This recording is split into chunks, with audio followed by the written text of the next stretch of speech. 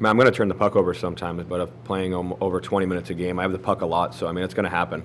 The older I've gotten in my career, I think I've gotten better at realizing when it's time to make a play and when it's time to play direct. And most of the time when I'm playing direct is when I'm playing well. But I think in a sense, of 200 feet is just being harder to play against.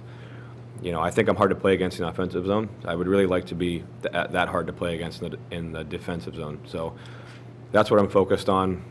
We have a lot of talent up front. I don't need to have the puck the whole game. Just being hard to play against so we can give up a little bit less on my own end, so we can effectively spend more time in the other end and then let the instincts take over once I get there. JT, Mikheyev is billed as one of the fastest guys in the National Hockey League.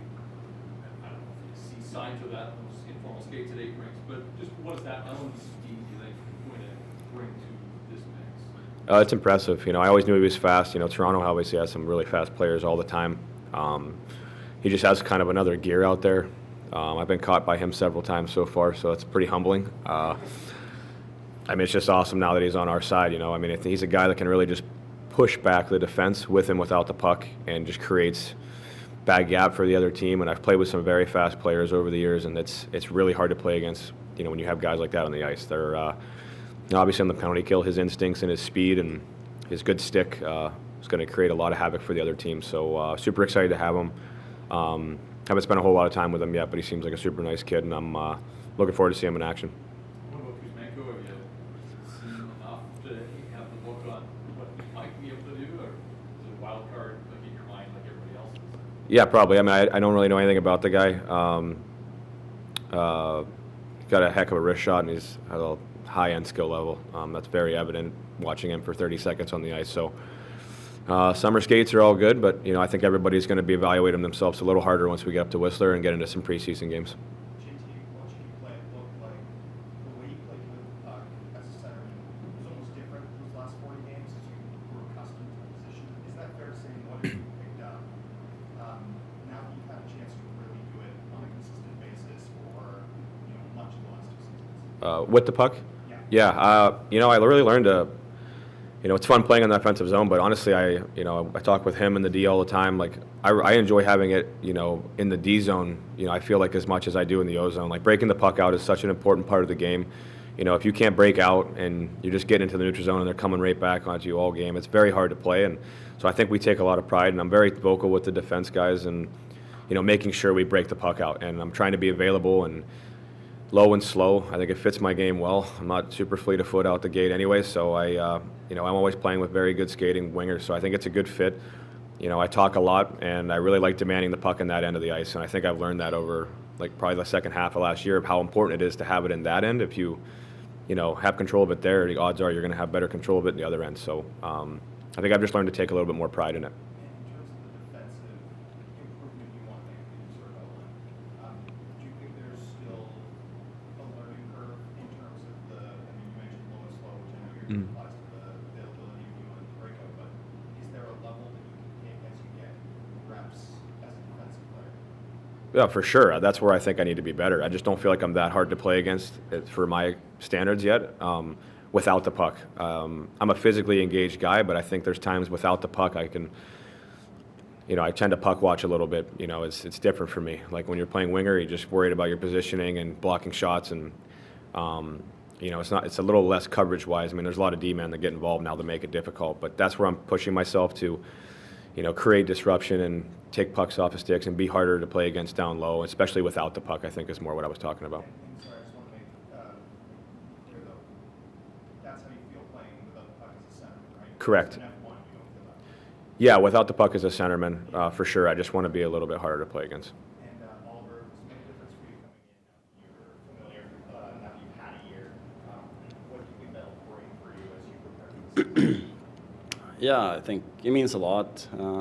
You kind of know what to expect, and pretty much all of the guys. I think the comfort level is a little bit higher than last year, so I think that's just going to benefit me. But at the same time, it's some few new guys, and that we're going to try to get to know here pretty quick. And but yeah, I feel good, and I'm super happy to be back.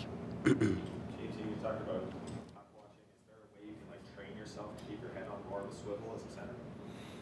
Yeah, I'm honest to God, I know I'm supposed to do it. It's just hard to actually execute it. Like you want to know where the puck is all the time, so and people are so good at getting in behind you and stuff like that. So without getting too into it, obviously, but it's just something I've been thinking about it, and I thought about it last year, and it's something I'm going to really push myself, especially in camp, to not worry about it so much and try to take care of my job in that end.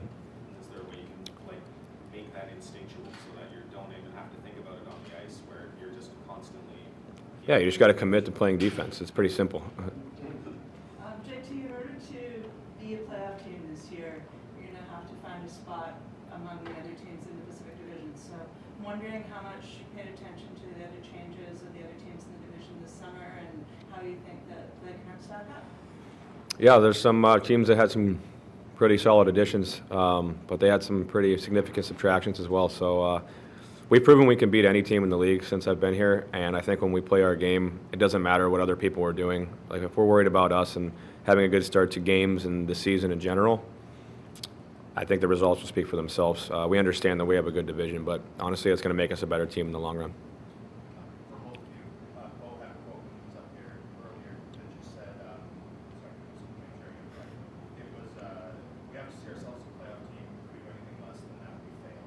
Is that a team level mindset and expectation going into the season that will be a playoff? Good. I think You want it? He said both of us. Yeah, go ahead.